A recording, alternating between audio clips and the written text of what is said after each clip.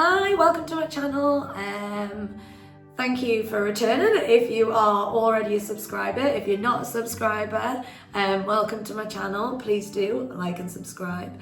And hopefully I'll be making useful content for anyone who's interested in just starting out in the art business and doesn't know where to start at all. So for a bit of context, I am a small artist. I have only just started my journey of building my business. I have my art in a few shops now, so I have it in a couple of galleries and a couple of shops, and yeah, I'm selling pretty consistently and I am growing slowly but organically and nicely and at enough of a pace that I can do it alongside my other job. So this is what this channel is about, just the tips that I've found and what might be helpful.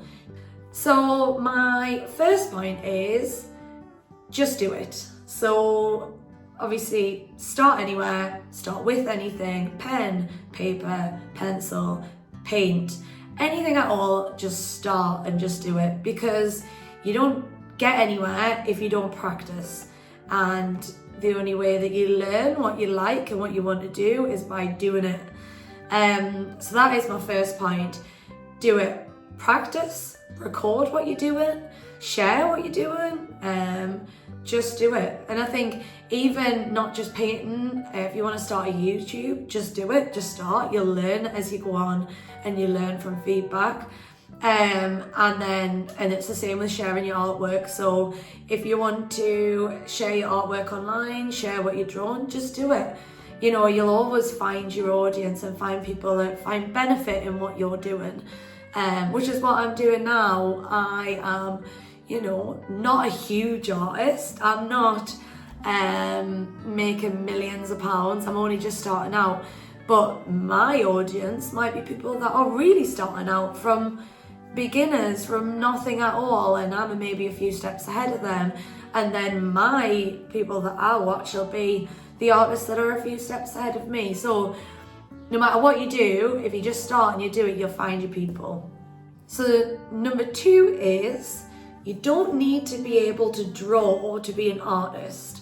So this is maybe a little bit controversial, but I was in school and I was told that I needed to be traditionally good at art.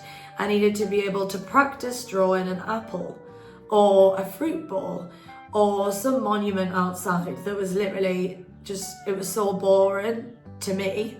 Obviously to other people that might be what they enjoy, but to me there was no creativity in that, there was no excitement. And I really struggled in school to stick in at art because I just didn't see myself in it.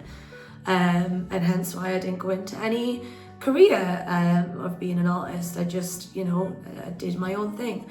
And so I think it's important that people don't get disheartened by the fact that they're not a realism drawer. They're not someone that can just draw what's in front of them. Or maybe you can draw what's in front of them, but you've got your own take on it. You've got your own slant to it. There's so many other things that are important in art, like emotions, depth, colour, contrast, whether it's abstract or not. Those are the things that are really, really important. So you might not be able to draw something, but you might be able to take an image of something and take the essence of what that is and how that makes you feel and put it into a painting with colours. And that is just as important and just as relatable to an audience as anything else. So yeah, I think you don't need to be able to draw to be a good artist. Number 3, you don't just have to stick to one medium.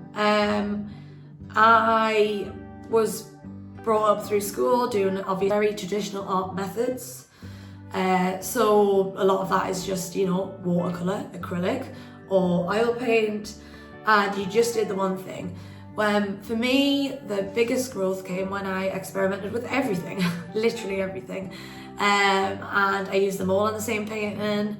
I mix and match because you learn what you like about each thing. So what do I like about acrylics? What do I not like about acrylics? What do I love about oil paints, which might be the colours and the depth and the texture, and it is so saturated with oil paints. Acrylics, I love the dry quicker. You can obviously work a lot quicker with acrylics, and you've still got some of the depth and some of the colour, though not as bright as you do with the oil paints. Ink or watercolour, you know, you've got that fluid and flow, and you can get a completely different look with that. And I use all of these different things in my paintings in different ways, sometimes all together, sometimes separately. So I really think it's important to experiment across all, and don't, you know, just focus on one thing all of the time. But you might put some specific practice into one style or one thing. I think it's just nice to keep in mind that there's so many mediums, there's so many things you can use. You could use a fork rather than a brush. You can use a trowel. You can use a sponge. You can use a tea towel. You can literally use anything. So I found that really useful to just experiment, because some of the things that I love using I would never have known at the start unless I tried. Number 4 is, I should do 4, is don't get stuck on trends. So paint things that are true to yourself. There's lots of people that will say, oh, you should paint this, or this would sell well. And while there might be a space for that for some artists, for me, I want to be myself, and I want to paint what I want to paint, and I want to paint what, I mean, it doesn't necessarily need to be in a specific style, but I want to paint what I enjoy and what is me in a painting. So yeah, I think there might be some cases where you can be led a little bit by what sells, like not necessarily completely changing what I'm doing, but maybe like an adjustment of colours or getting feedback. But I think mostly stick to what I like, stick to what is me and what is authentic to who I am and what I want to put out in the world, because that's the most important thing. Number 5 is not everyone will love everything you put out. It can be really disheartening when you hear from, you know, that you might hear from people that they don't like your artwork, or not even that they don't like it, but like, you know, if no one's bothered. But there will be those people that get it and those people that love it. And some of the artwork that I like and have bought has been really weird and possibly, you know, doesn't connect with some people, but I really like that in a painting. I like the different approach, I like what they've done with it. And I think it's the same with some of the paintings that I've created. Some of them have been very abstract and very different to my normal styles, but then they've been the ones that sell. And they've been true to who I am at the time and what I want to put into the world. So yeah, I think if you put your art out there and you share it and you keep going, you'll find your audience, because your audience will come to you. They'll be the ones that follow, they'll be the ones that connect with you because they enjoy what you're doing. You don't need everyone. You don't want everyone to just be following you because they might not be connected to you. You want the people who are connected and who understand you and who want to know about you to connect, because they're your people. They're the people that are going to enjoy what you're doing. And number 6 is be bold and be confident. So when I first started, I was very shy about the whole thing. I didn't want to take up space in the art world.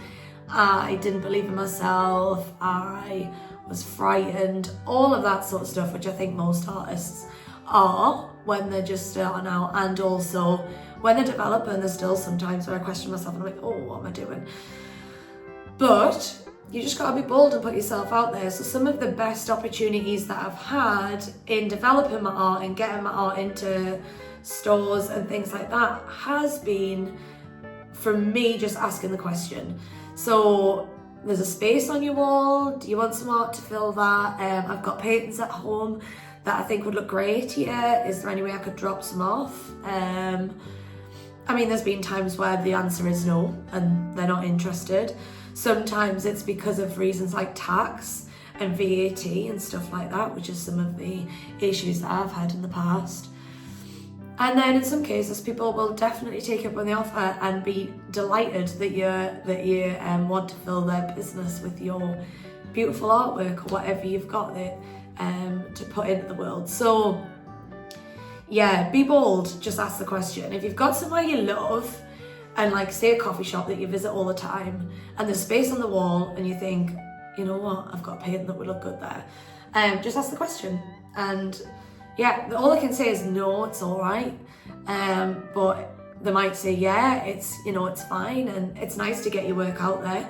It might not generate a load of sales, you never know, but I enjoy my art being out with people rather than being in and just in here. It's a waste it being in my studio and not out somewhere being seen. And I hope you enjoyed that video. I have whittled on for long enough, so I will leave you.